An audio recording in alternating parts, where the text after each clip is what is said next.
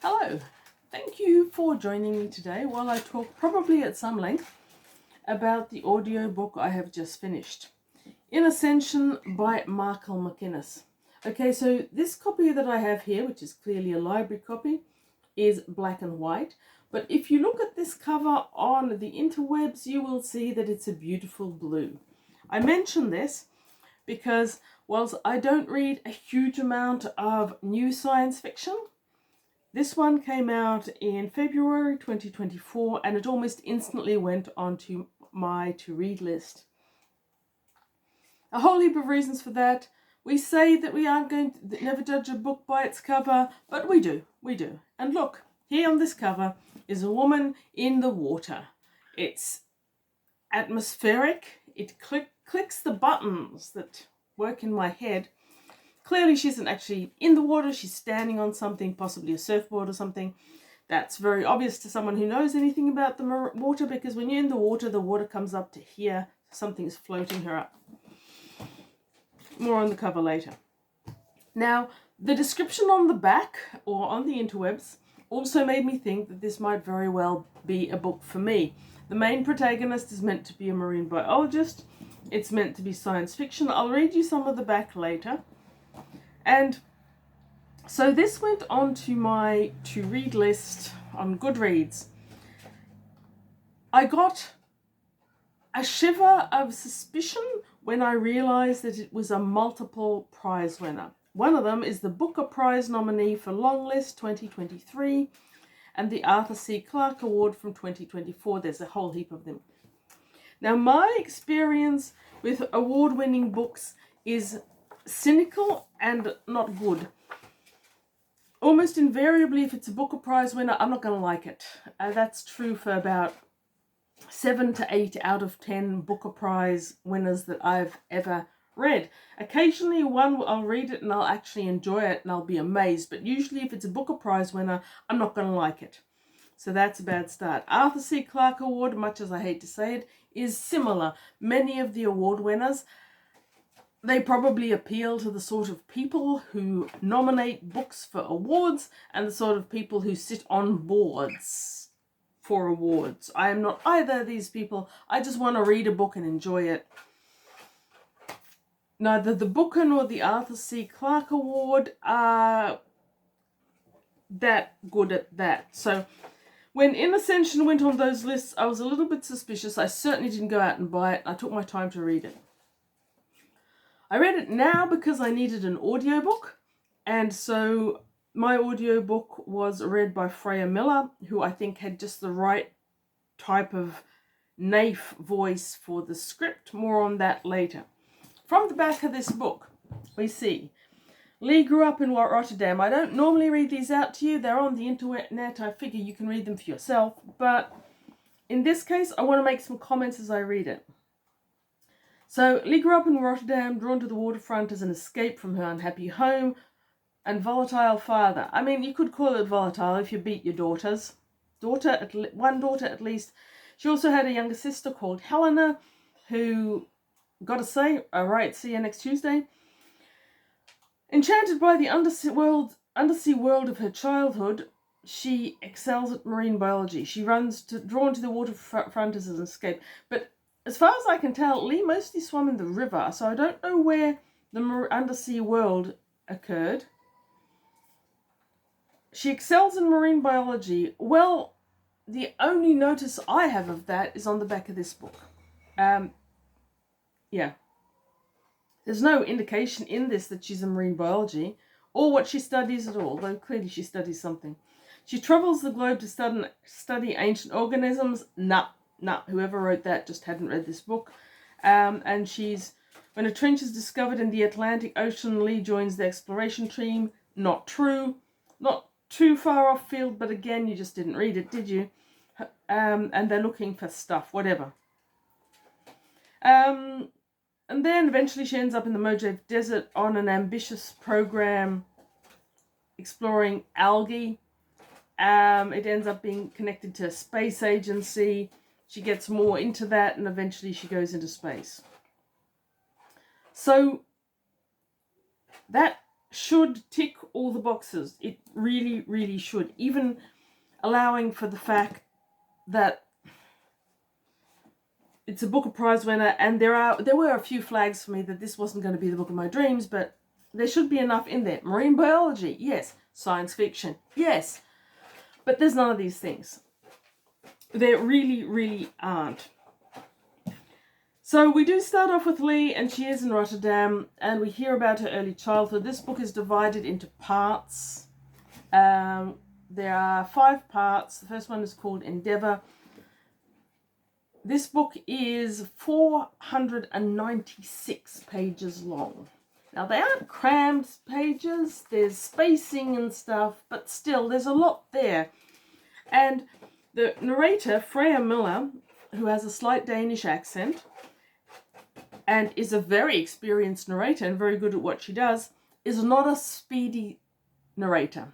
So this book was over 800 minutes worth of narration. That's a huge investment of time on my part, but I got through it. Okay, so Endeavour. First of all, we have her childhood. We're setting the scene. You're creating your character. That's all fine. There's a strange frisson even then between what you're reading and what you're told. For a start, there's only really the one character, Leigh. Her father is described as what he does, whatever, who cares. Her mother is a mathematician at the university and the most emotionally unavailable character that you have ever encountered in this book. Her daughters are being beaten by her husband, but she never says a word about it, or does, as far as we know, anything. We hear that Leigh's mother comes into her room and massages her limbs when she's growing too fast and is crying in pain all night. As a cynical observer, I can't help thinking, are you sure you're not crying in pain all night because your father just beat you into a red pulp? Still, she's terribly, terribly grateful to her mother for massaging her limbs without speaking any word of comfort, because apparently that's the only nice thing that her mother ever does for her. So right off, I didn't love this mother. Anyway, yeah, she does swim in the river a few times. She does see things underwater. Next thing we know, we skip ahead to Leigh is at university, and the first thing we know about this, we never find out what university or what course. There's still no other character in the book, but she goes on some postgraduate research to some small island where no one speaks her language. All we ever hear about what she studies is that she's diving deep, deep into the water and taking these water samples, and they go into a specially chilled esky that she carries back to the guest house. She can't speak to anyone on the island. They don't speak her languages. The cynical actual scientist in me goes, well, what does she do with them after? We never hear what she's testing them for. We never hear why she's taking these samples. We never hear what her PhD is in or what she's studying. It could be marine biology. It could be chemistry. It could be algae. It could be anything. We don't know. And Leigh doesn't seem to care enough to tell us. Martin MacInnes certainly doesn't. Okay, she's on this island, and then she wafts back. That section ends. They've just discovered something. They can bring out a new engine that'll somehow make them travel fast in space, but not actually fast enough to reach anything, so I don't know why we care. I didn't care. And then she, as final part of her PhD, in her final year of her PhD. Oh, there we go. At the start of the final year of my doctorate, I flew to South America's Caribbean coast. My supervisor had secured me a position as menial help on an expedition ship traveling southeast through the Atlantic. Please note, she did not join the expedition team. She, like most undergrads or postgrads who manage to get on a ship like that, are basically doing the cooking and the cleaning. She's perfectly happy with it. I am too. In actual fact, the point at which she is on this Endeavour ship was my favourite bit of this whole book. I enjoyed that thoroughly. I don't know if Martin MacInnes has actually been on boats, but he described it in such, if not he's spoken to people who have, he described it perfectly. It felt like a research boat. The perpetually slightly wet feeling of the walls from all the salt in the water felt like a ship. It felt like he was describing a ship that was actually in the middle of the ocean, with nothing in sight. It was great. I loved that section. Didn't love Leigh, but by now she was starting to annoy me. But the actual segment was great. Now what they're doing there is this big sinkhole has been discovered and they're going to research it. On board is a woman called Amy who appears peripherally later on. She's got a remote controlled submersible that's going to go down into the depths because it's too deep for human operated submersibles, even, let alone actual humans. This is going to be a bit spoilery if you haven't read it and you think you might, because this voyage discovers that you've got this virtually circular area, maybe from a meteorite, but definitely has thermal vents underneath there, and it is a staggering 200 kilometers deep. Again, all of this I'm really enjoying. I don't like Leigh already. We are on a scientific expedition. She's meant to be a scientist in her last throes of PhD. She's never mentions what. And she operates on this perpetual psychedelic, sub-hysterical level of emoting. She emotes over everything. It's a cup. It's a vessel. It may contain things. And this perpetual semi-pathological hysteria that is in the writing is exactly the sort of thing that a Booker Prize judge would love. I didn't. Many other readers didn't either. Like a couple of people I know said, one person said, like Arrival or Interstellar, but more slow and with more daddy issues. I never saw any daddy issues in this book myself, but there were significant mummy issues. Another person said, okay, let's celebrate our tolerance for ambiguity. And that's a very valid point, because there is virtually no science fiction in the majority of this book, and very little science. I mean it. This is meant to be science fiction. If you distilled all the science in this book, it wouldn't even take up 50 pages, more like 20 pages, and all the science that is ever mentioned in this book could be distilled into those. Science fiction, not really. There's speculative fiction. There's the notion of what could happen, philosophically speaking, if we went into space with algae. But it's not. Most of this book is Leigh hysterically emoting about things. There is essentially only one character in this book, and that's Leigh. And the level of repetition is mind-boggling. Oh yes, and about this cover, which I enjoyed so much, which I really do. I still enjoy that cover. Because I read so much old school fiction, I expect art from my covers, and I was a bit depressed to find out that the jacket design is by Carmen Belit, but it's made from stock images. So essentially, this artwork that was one of the things that got me into the book is probably just AI art, and that was moderately disappointing. Okay, so at this point, a word about Freya Miller. Very experienced narrator, and she had that slight accent that was necessary to keep reminding us that Leigh was actually not English first language. That did enhance the audio experience a lot, because Leigh's lack of science was a bit of a problem. Now, I'm going to guess that Martin MacInnes is not himself a scientist, nor really all that interested in science, and I don't think Freya Miller is either. She mispronounced a number of science words routinely, and that accent helped you overcome the fact that would otherwise have grated even more. The Hadal Zone, I had to read the book to figure out what she was talking about. She doesn't know what it is. Archaea, oh my god, Archaea.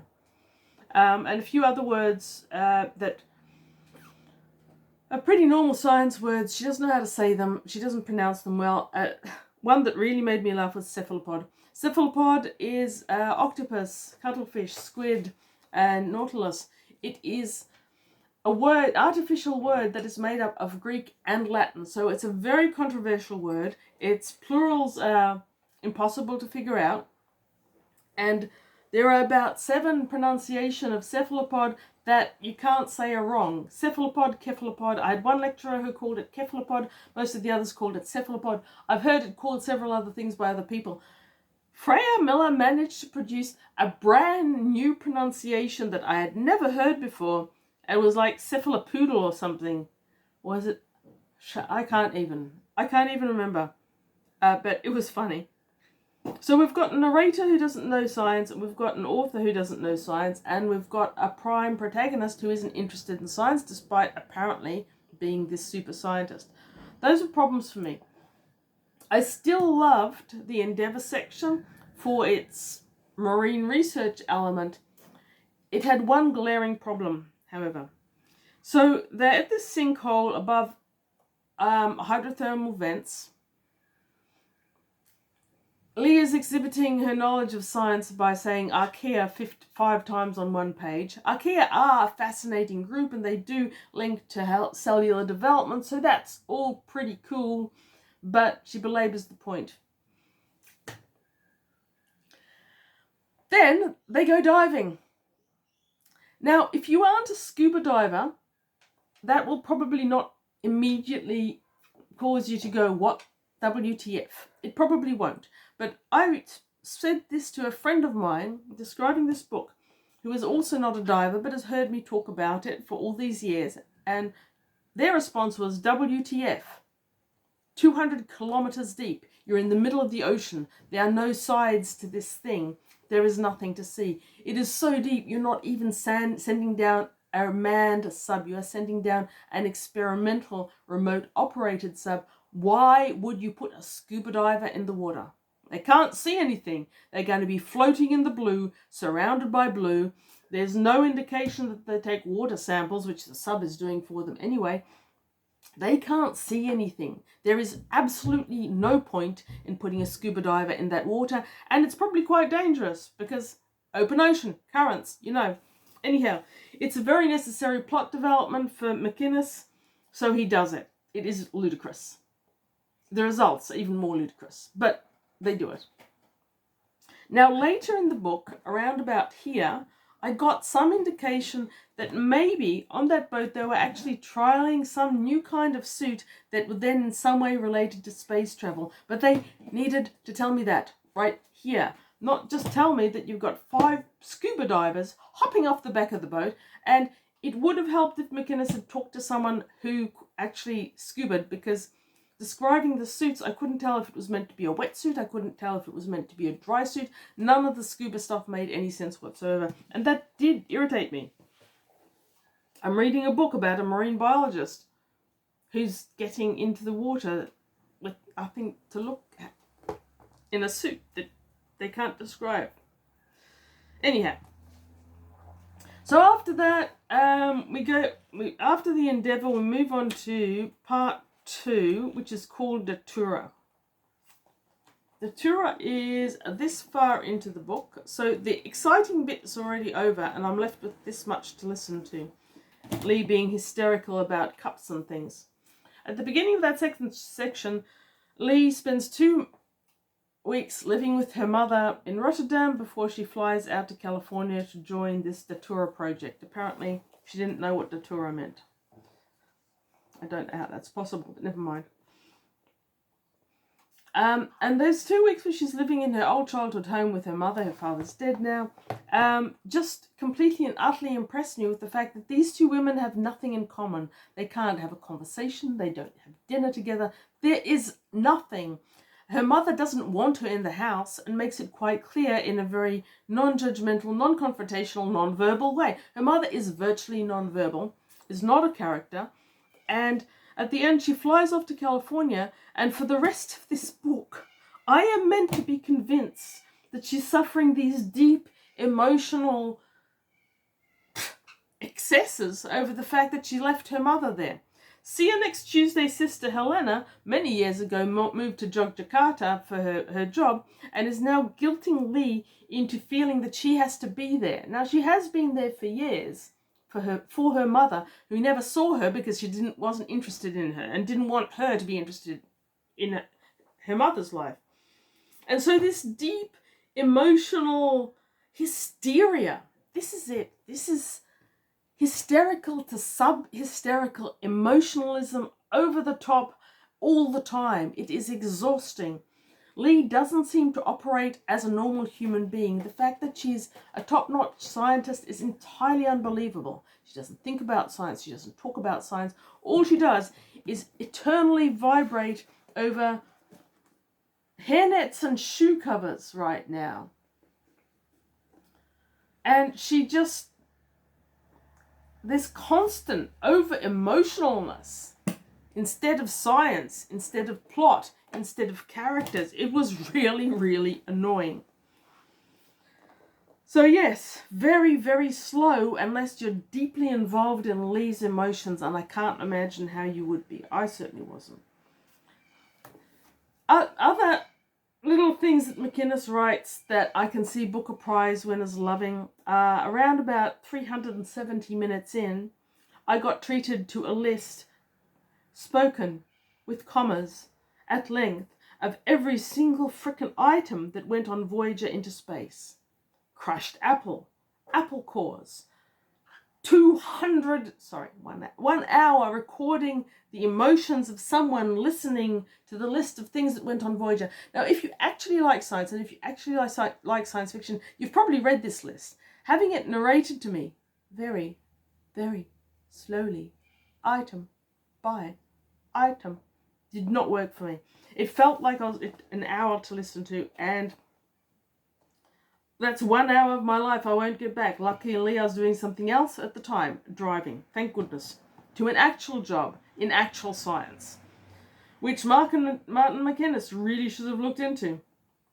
Okay, so this permanent, emotive, naif, evocative is just what it is. You're either going to be able to deal with this level of sub-hysteria over everything, or you're not.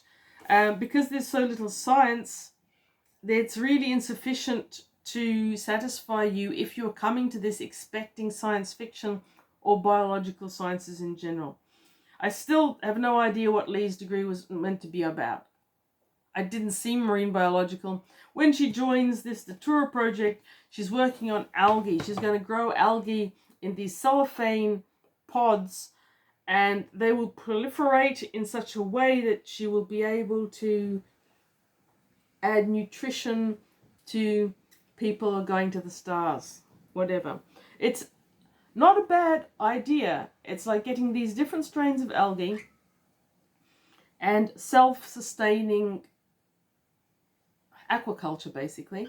It's not a new idea, though. It's been done many, many times, and usually better, because usually when it's done in books, they actually talk about it. What I've just told you is essentially all you will be told in this book about it.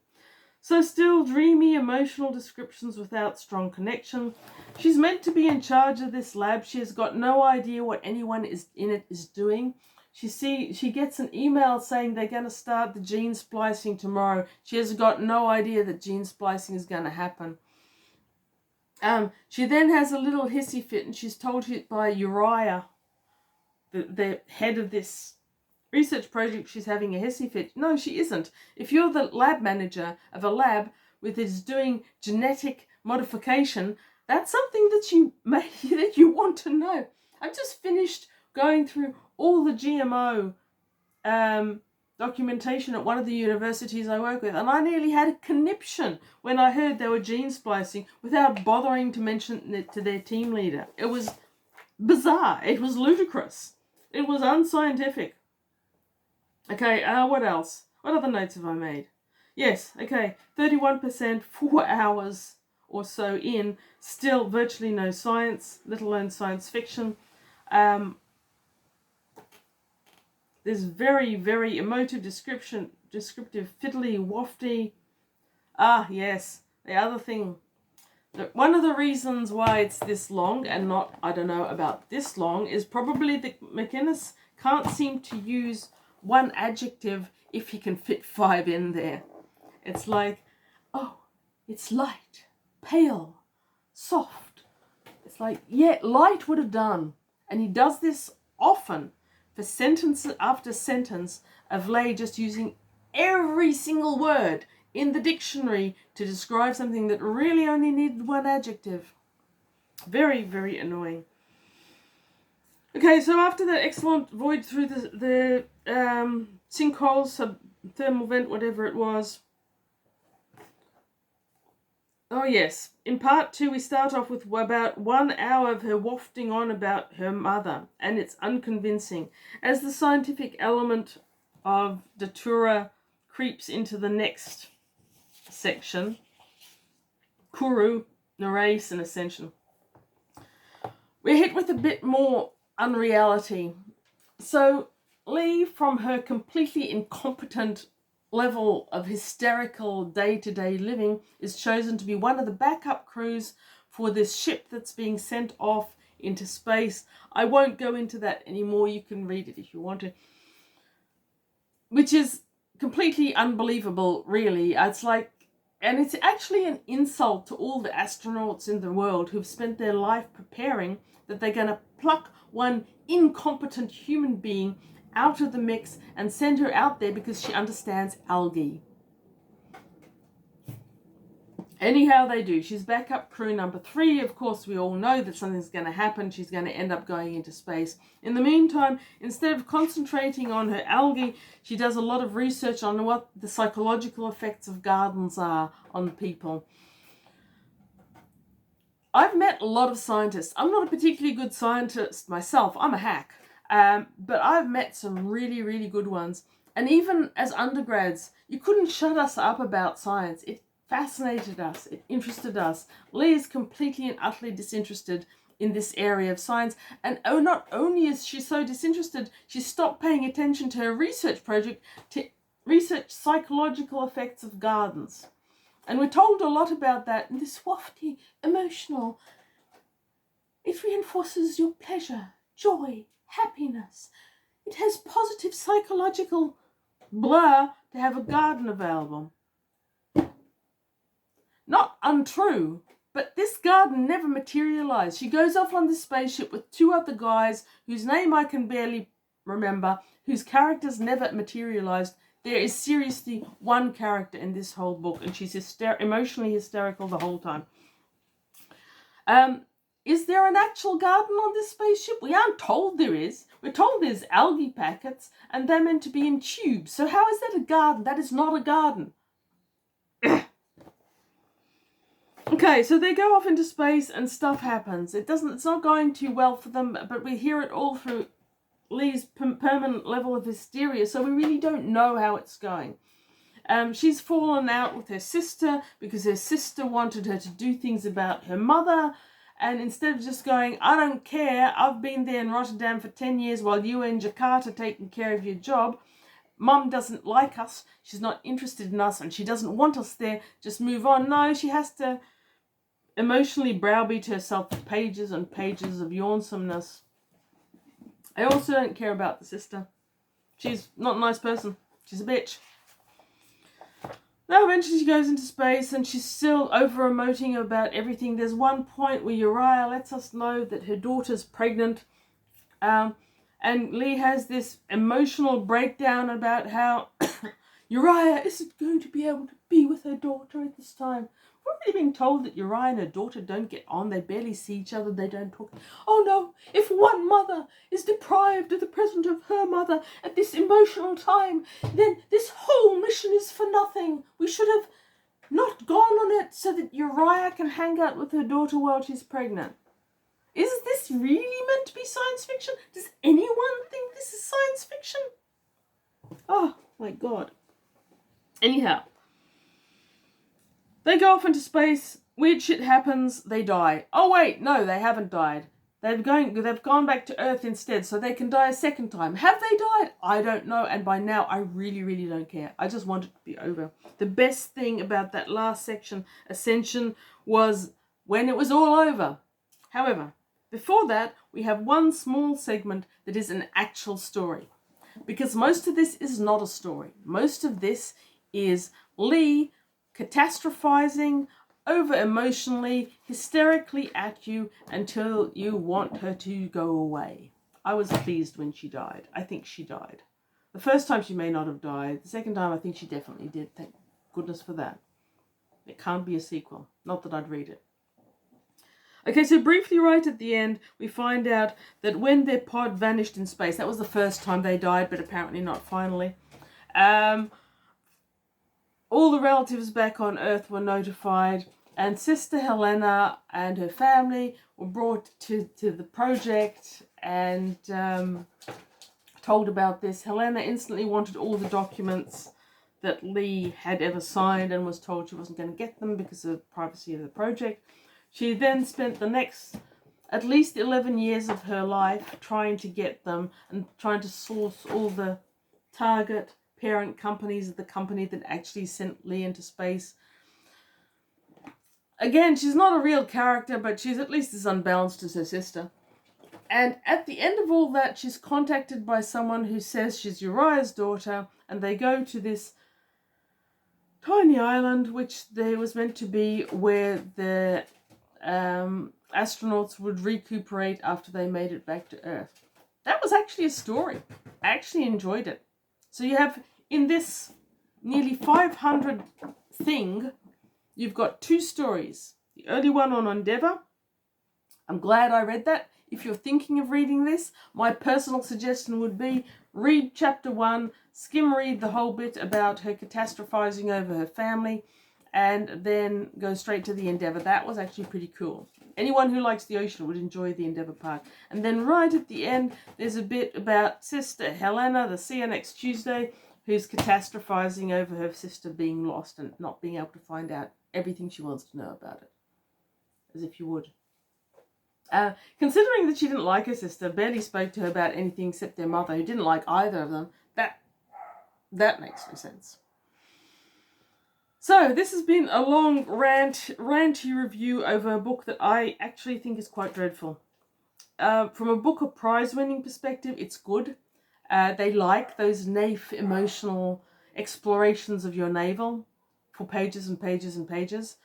But I find it unconvincing as science, unconvincing as science fiction, and unenjoyable. Slow is the kindest thing you can say about it. Now, I've had people call me on these sorts of decisions before. Of course it's science fiction. They go into space. Sure, but we don't hear about space. So as I said, I was listening to this on an audiobook, and at one point I'm driving along and I hit pause and I went, wait, they're in space? When did that happen?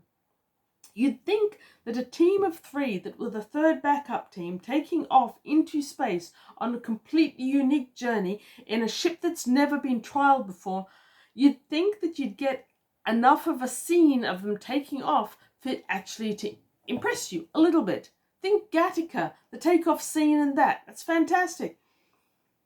No, I missed it. I missed it completely.